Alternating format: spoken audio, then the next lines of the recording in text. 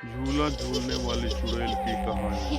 कहानी शुरू होती है एक छोटे से गांव से, जहां एक पुराने बगीचे में एक झूला बंधा हुआ था। वह बगीचा सुनसान और डरावना था और कोई भी वहां जाने की हिम्मत नहीं करता था।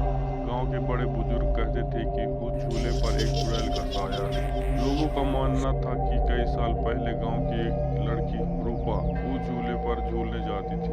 रूपा बहुत खुश मिजाज और गांव की सबसे सुंदर लड़की थी, लेकिन एक दिन वह अचानक गायब हो गई।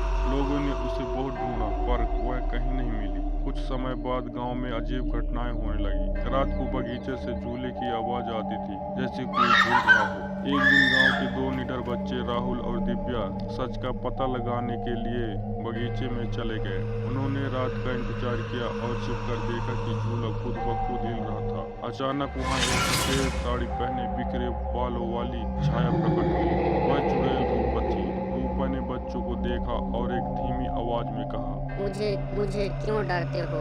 मैं बुरी नहीं हूँ। मेरी कहानी सुनोगे? डर के बावजूद राहुल और दिव्या ने हिम्मत जुटाई और पूछा कि आखिर उसके साथ क्या हुआ था। रूपा ने बताया कि वह एक दिन झूले पर झूल रही थी, जब बगीचे के पास एक पेड़ गिर पड़ा और वह उसके नीचे दब गई। उसकी आत्मा झूले से बंध गई, क्योंकि वह झूला छोड़ना नहीं चाहती थी। राहुल और दिव्या ने कहा। हम तुम्हारी आत्मा को शांति दिलाने में मदद करेंगे। उन्होंने गांव वालों को सारी बात बताई। गांव के लोग बगीचे में आए, झूले को खोल दिया और वहां रूपा की आत्मा की शांति के लिए प्रार्थना की। उस दिन के बाद झूले की आवाज आनी बंद हो गई और बगीचा फिर से खुशहाल हो गया। लेकिन गांव वाले उस झूले को कभी नहीं भूले। शिक्षा: यह कहानी हमें बताती है कि हर डरावनी चीज के पीछे कोई न कोई कारण होता है, जिसे समझने की कोशिश करनी चाहिए।